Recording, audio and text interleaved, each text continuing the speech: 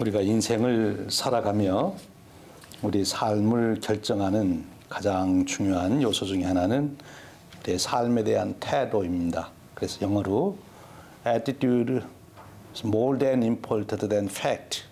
내가 어떤 사실, 내가 겪는 사건, 그 사실보다도 더 중요한 것은 그것에 대한 해석이에요. 내가 지금 경험하고 있는 것을 어떻게 해석할 수 있느냐가 바로 앞으로 나의 삶을 결정하는 일이 되는 거예요. 지금 내가 일어난 일이 나를 결정하는 것이 아니라 그 일을 내가 어떻게 해석하고 그 일에 어떤 태도를 갖느냐 하는 것이 중요한데, 그러면 그러한 해석의 틀, 어떤 일이 일어났을 때 그것을 해석의 틀, 그 해석할 수 있는 관점, 해석의 틀이 뭐냐 그럴 때 그것을 우리는 가치관이라 그렇게 말하기도 합니다. 내가 어려운 일을 당했을 때 그 어려운 일을 통해서 내가 단련을 받는다. 그래서 내가 앞으로 그 어려운 일을 겪은 후에는 더 귀한 능력 있는 단련된 성숙된 자로 내가 될 것이다.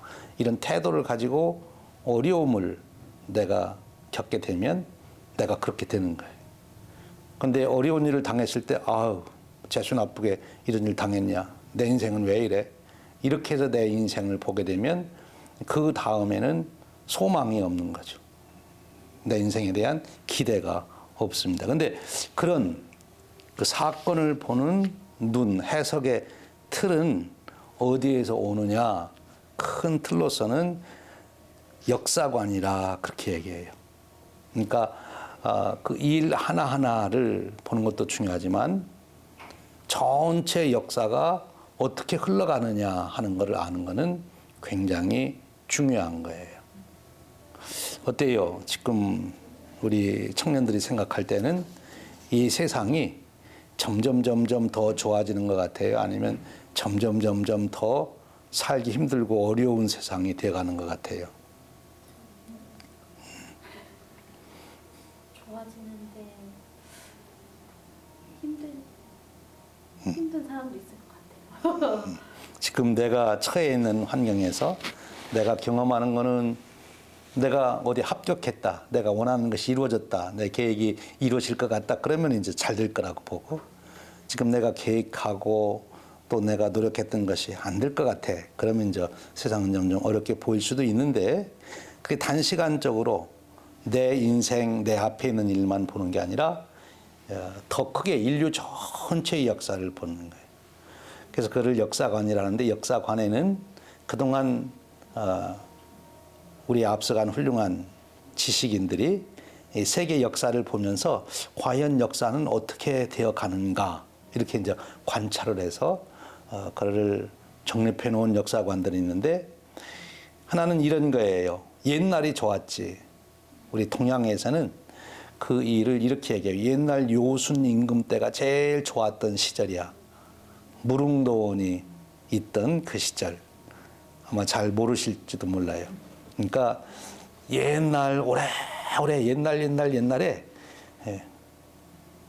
요순 시대에 그때 아주 훌륭한 왕이 있어서 그때 참 사람들이 살기 좋았는데, 그 후에는 점점 세상이 더 어려워져 가고 있어. 그래서 옛날 그 요순 임금 때로 돌아가야 돼. 그런 역사관을 가지고 있는 사람들이 있어요. 옛날이 좋았다는 거지.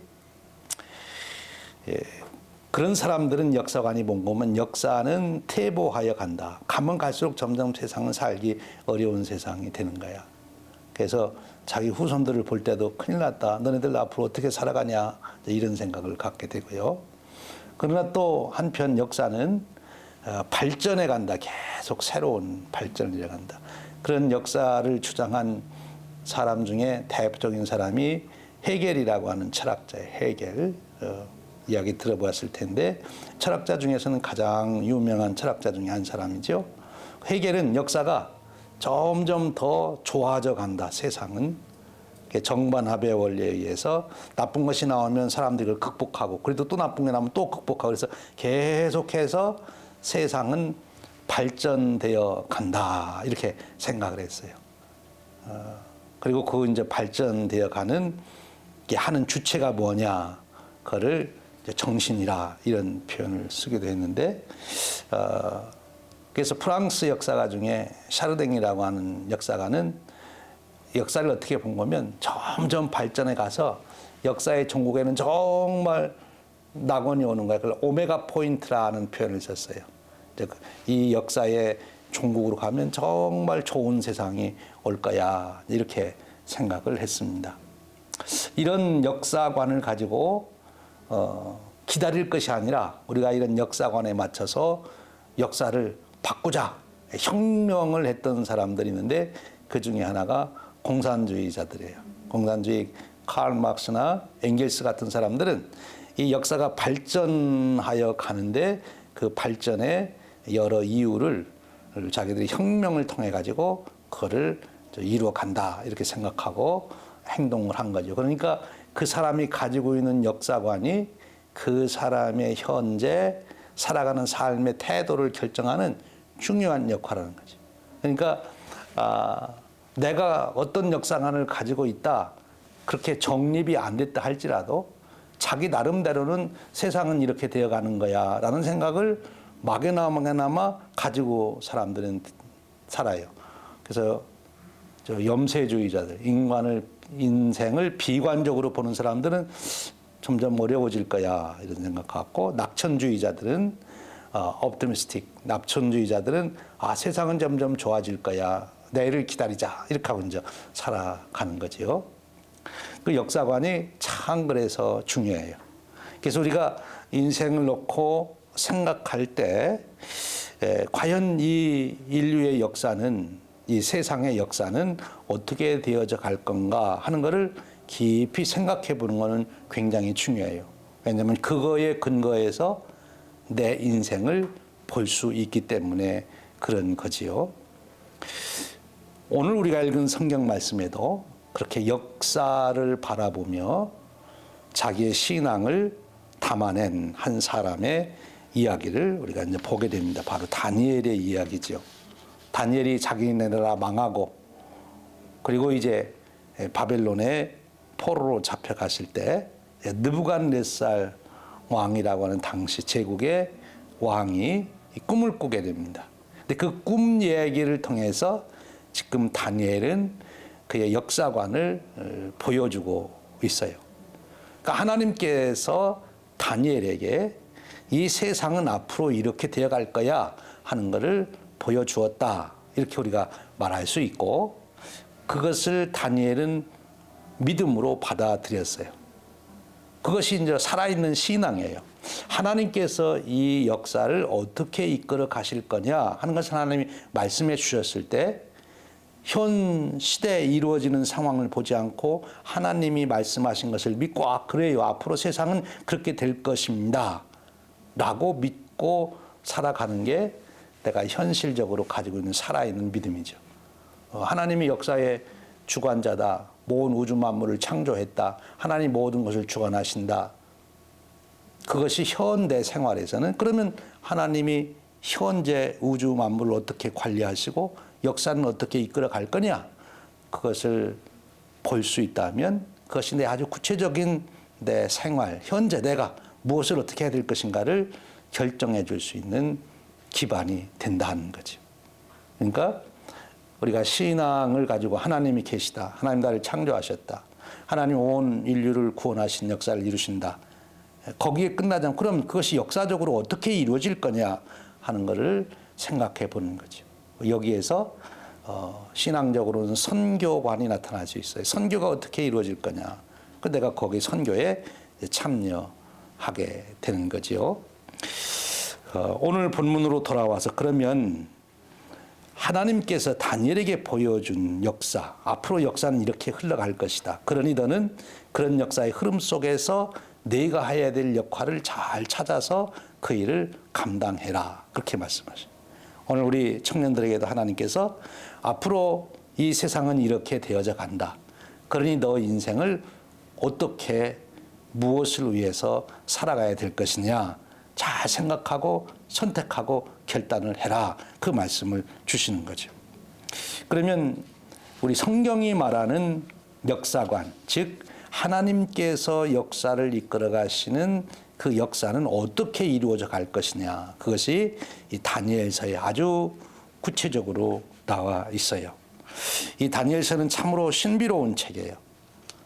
앞으로 되어질 일을 미리 다니엘에게 보여줬다. 참 기가 막힌 일이죠. 그래서 어떤 학자들은 그렇게도 얘기해요. 이 다니엘이라고 하는 사람이 이 책을 쓴 것이 아니고 훨씬 후대의 사람이 역사가 이렇게 되어지는 것을 보고 옛날 다니엘이 본 것처럼 그렇게 쓴 것이다. 왜냐하면 너무나 다니엘이 얘기한 대로 이루어지니까 어떻게 앞으로 몇백 년 후에 일어날 일을 그렇게 다 보고서 이야기할 수 있을까? 사람의 생각으로는 이해가 안 되는 거죠. 그렇죠?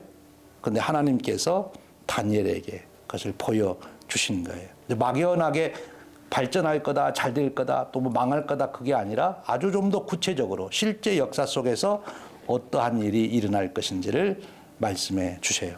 그런데 우리 그리스도인들은 근본적으로 그런 하나님이 역사의 사건 속에 구체적으로 개입하셨다고 믿고 그렇게 역사를 이끌어 가시는 믿어요. 아주 구체적인 예가 예수님이 이 땅에 오신 게 그래요. 예수님이 이 땅에 오신 것이 우연히 예수님이 나와서 훌륭한 일을 하고 나니까 사람들이 아 예수님은 하나님의 아들이야, 예수님 우리의 메시아야 그렇게 얘기한 게 아니고 벌써 수백 년 전부터 예수님이 오실 거라는 것을 얘기를 계속 해주셨어요. 어떻게 태어날 거라도 얘기해 주시고 어떻게 죽을 거다 그리고 다시 부활할 거다 그런 얘기도 미리 다 해주셨는데 그 얘기대로 예수님이 오시고 그렇게 살으시고 부활하시고 그런 역사를 이루신 거예요. 그러니까 하나님께서 역사에 개입하셔서 역사를 주관하시는 분이시다 하는 것을 우리는 어디에서 확신을 갖게 되는가 하면 예수님 사건에서 세상의 모든 인물들은 훌륭한 사람들은 그 사람이 와서 살고 간 거를 보고 야 훌륭하게 살았다. 저 사람은 참 귀하다. 그런데 예수님은 태어나기 전부터 예수님이 오실 것과 그분이 어떻게 살아갈 것과 죽을 것과 부활하신 다 얘기해 주셨기 때문에 하나님은 역사에 이렇게 개입하시는 분이시다. 오늘 다니엘로 돌아가서 그럼 다니엘에게는 어떤 역사의 흐름을 보여주셨느냐 하는 거예요. 여기 보면 다니엘에게 보여주신 그 역사가 이러해요. 먼저 느부갓네살 왕이 꿈을 꿨는데 큰 신상에 대한 꿈을 꿨어요. 그런데 어떻게 생겼어요? 머리는 금으로 생기고 그리고 가슴과 팔은 은으로 생기고 배와 넓적다리는 동으로 생기고 다리는 철로 생기고 그리고 발은 철과 흙으로 혼합된 발가락이 있는 그런 신상 이렇게 신상을 꿈에 보게 됐어요. 그런데 어떤 일이 생긴가 하면 뜬 돌 하나가 날라와서 그걸 다 부셔버렸어요. 이게 무슨 일인가? 느부갓네살 왕이 고민하고 있을 때 바로 다니엘이 그 꿈을 해석해 줍니다. 앞으로 역사가 이렇게 될 겁니다. 그런 뜻이에요. 그 느부갓네살 왕이 그 본 신상에 머리가 금으로 생겼는데 그것은 무엇을 말하는가 하면 바벨론 제국을 말하는 것이다. 느부갓네살 왕의 강력한 통치, 그래서 황금 시대를 이룰 것이다. 느부갓네살 왕이 바벨론의 황제로 다스리는 동안 그 시대가 황금과 같은 그런 시대가 될 거다. 지금도 이라크 사람들은 옛날 바벨론 시대를 그리워하고 있죠. 그때 자기들이 제일 강대한 나라를 이뤘으니까. 근데 바로 이 바벨론 제국, 금으로 형상되는 황금 같은 그런 문화를 이룰 것이다. 그런데 머리 다음에 가슴, 팔이 나오네. 거기는 뭘로 됐다고 그랬죠? 은으로 됐다. 금, 은.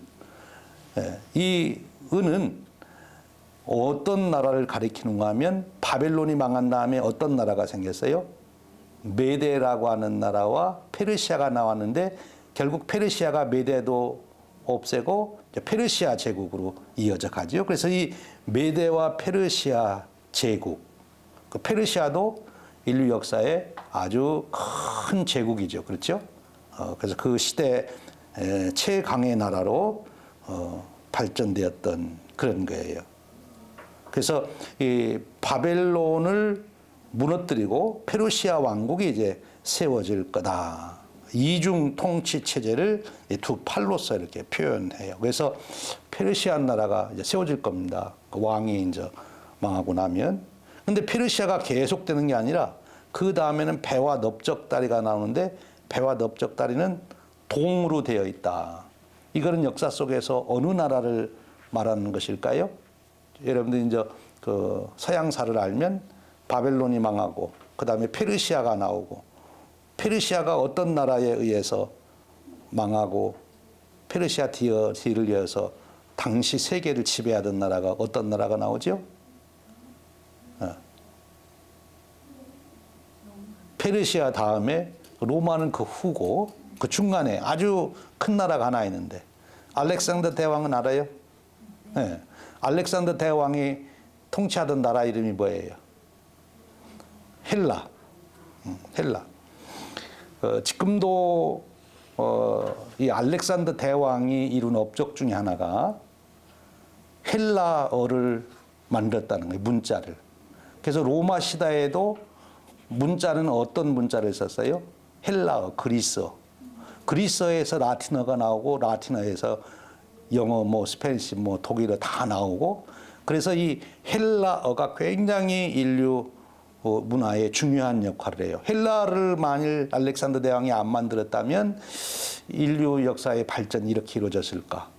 그러니까 헬라의 그 알렉산더 대왕이 짧게 몇 년 안 동안 통치했지만 그때 알렉산더 대왕이 한 일 중에 하나는 세계를 통일하려고 보니까 이 언어를 문자를 통일해야 된다. 그래서 전부 헬라어로다가 통일을 한 거예요.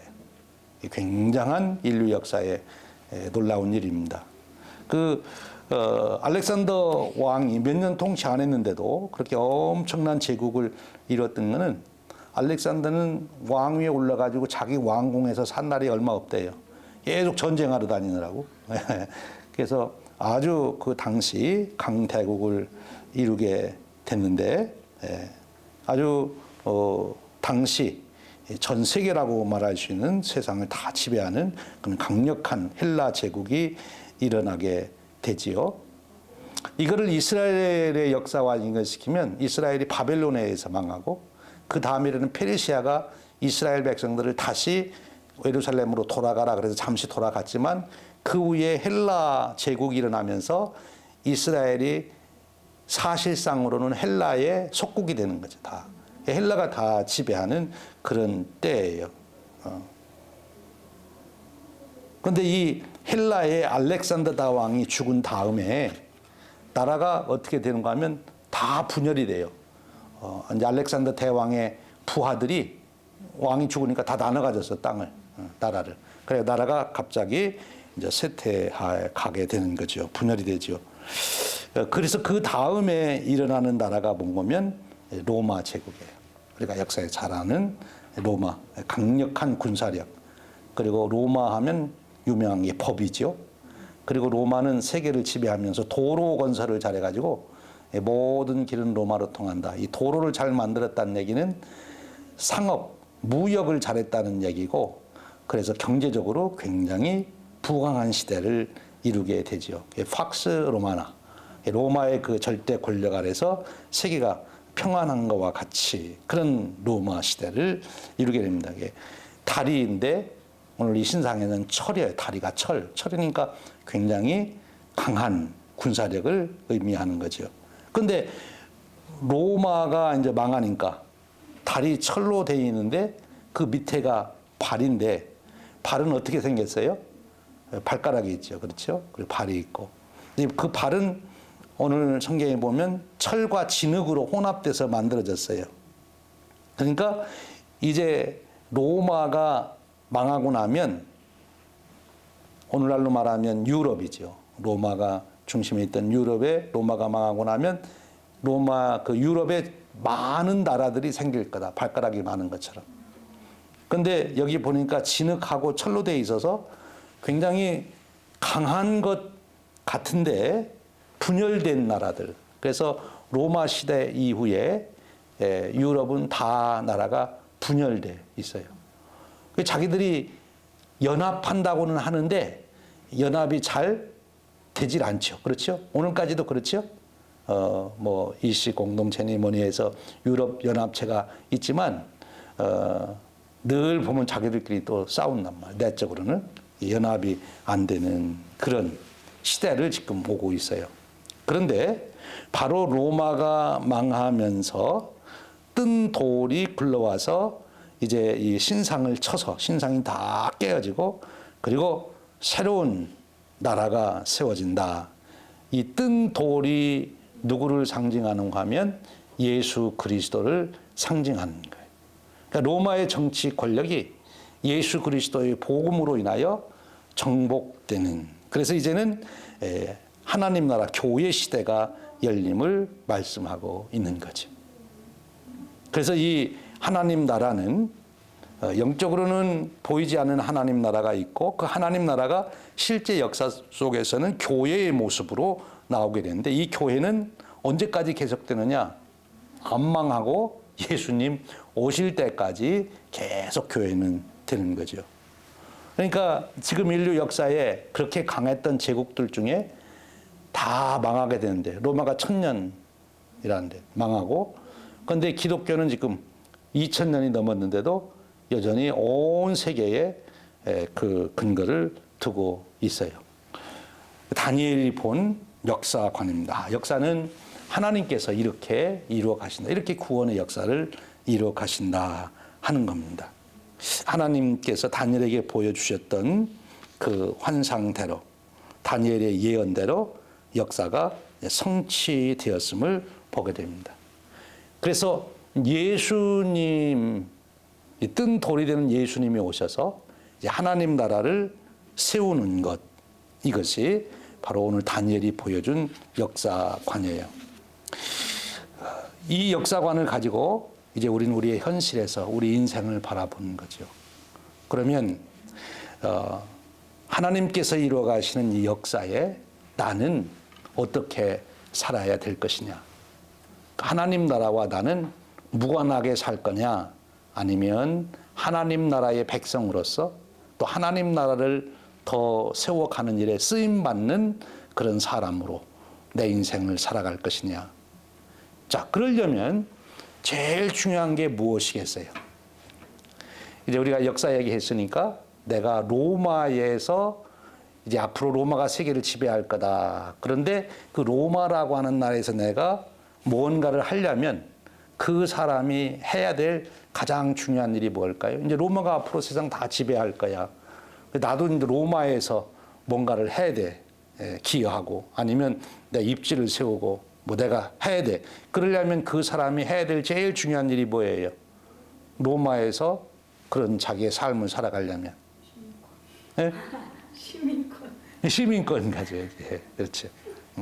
아주 현실적으로 로마 시민권을 가져야 로마의 국가가 가지고 있는 그 모든 특권을 가지고 이제 할 수 있겠지요. 그래, 시민권도 가져야지.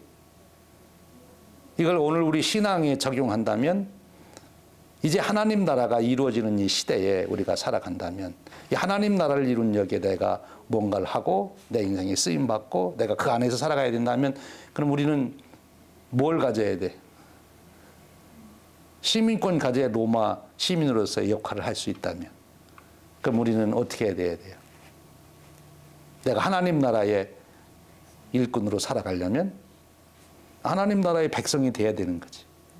그 하나님 나라의 백성이 돼야 된다는 것은 하나님 나라의 왕이 되시는 예수님을 나의 왕으로 고백하고 그리고 그 예수님을 내가 영접해서 나의 주님으로 고백하고 살아야 되는 거지요. 그게 이제 현실적으로 내가 해야 될 일. 예수님이 세상을 지배하지 않고 예수님의 구원이 아무런 우리와는 관계없다. 그러면 예수님 믿을 필요가 없는 거죠. 근데 예수님을 믿되 예수님이 이 세상을 다 통치하는 왕이시고 예수님이 지금 예수님 나라, 하나님 나라를 세워간다. 내가 거기에 쓰임받는 사람이 돼야 되겠다. 그러면 제일 중요한 게 예수님을 왕으로 인정하고 내가 그 예수님의 제자로서 어떻게 살 것인가를 생각해요. 여기서 아주 중요한 게 뭔 거면 우리의 생각을 어디에 두느냐 그거예요. 다니엘이 이 신상에 대한 얘기를 하고 나서 다니엘은 무슨 생각하며 살았을까요?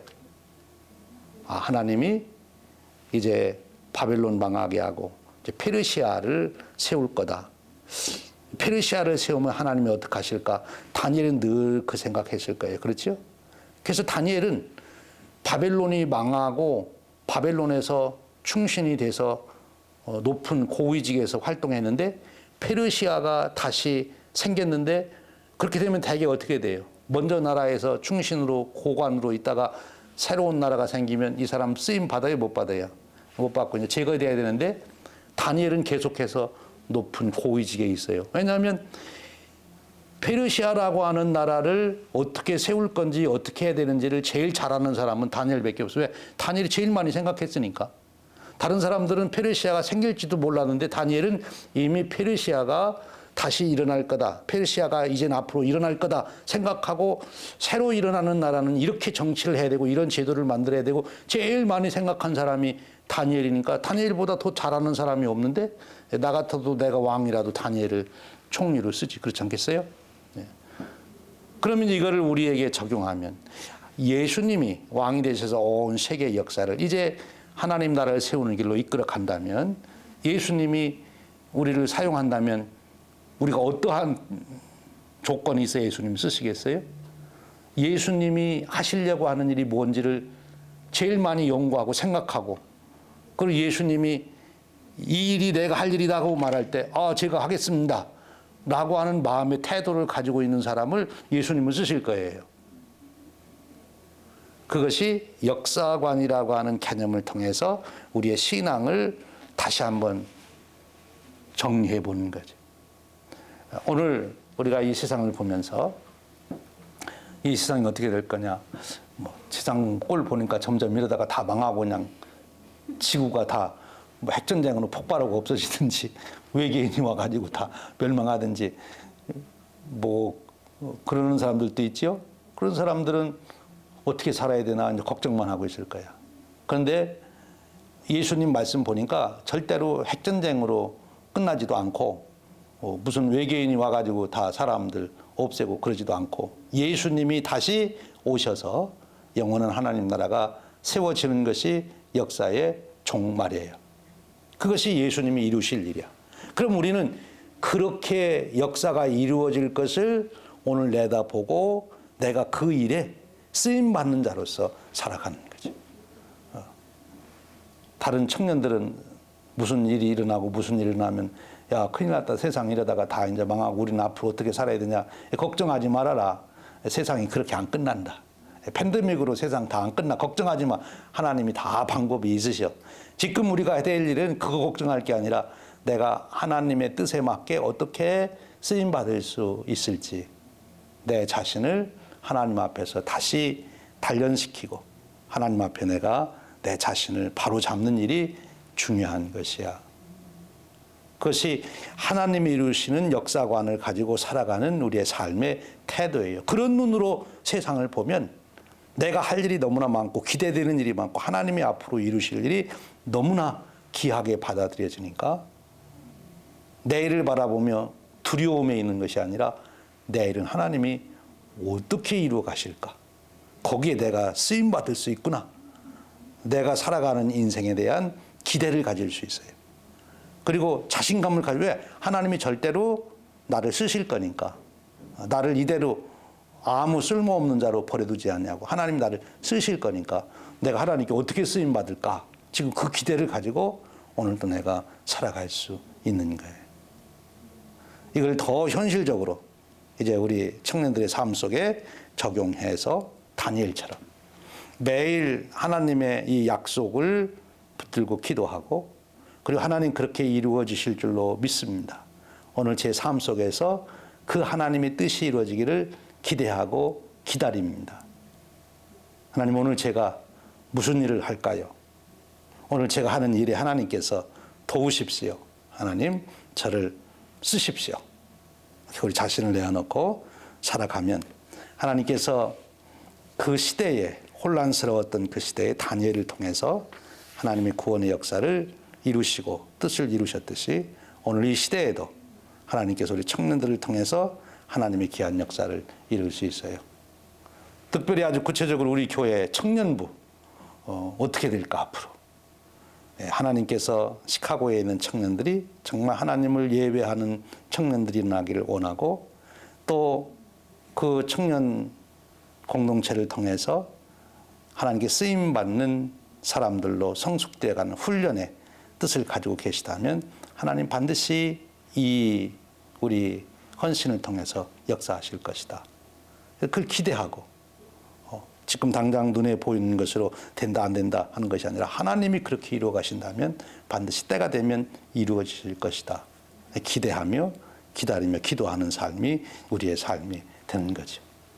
오늘 내가 하는 일에 그러기에 아무렇게나 하지 않고 내가 하는 그 일을 정말 하나님께서 일하시는 것에 내가 동참해서 일한다는 고백으로 전심으로 성실하게 하는, 하나님은 그걸 기뻐하시고 쓰시는 줄로 믿습니다. 하나님이 다니엘을 축복하시고 사용하신 것처럼 우리 청년들을 축복하시고 사용할 줄로 믿습니다.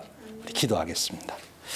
하나님, 다니엘을 통해서 역사의 흐름을 보게 하시며, 그러기에 다니엘이 혼돈되지 않고 당황하지 않고 변화묵상한 시대 속에서도 굳건히 하나님의 사람으로 한 시대를 살아갔습니다. 하나님, 저희들에게도 귀한 은혜 주셔서 역사 속에서 이루어지는 많은 일들 속에서 하나님의 손길을 보게 하시고 하나님이 이루실 그 날의 영광을 바라보며 오늘 또 우리 자신을 준비하며 결단하며 나아가는 저희들 되도록 축복해 주옵소서. 우리 청년들을 통하여 영광 받으시고 하나님 계획하신 바를 온전히 이루실 줄로 믿습니다. 역사하여 주옵소서. 예수님 이름으로 기도하옵나이다. 아멘.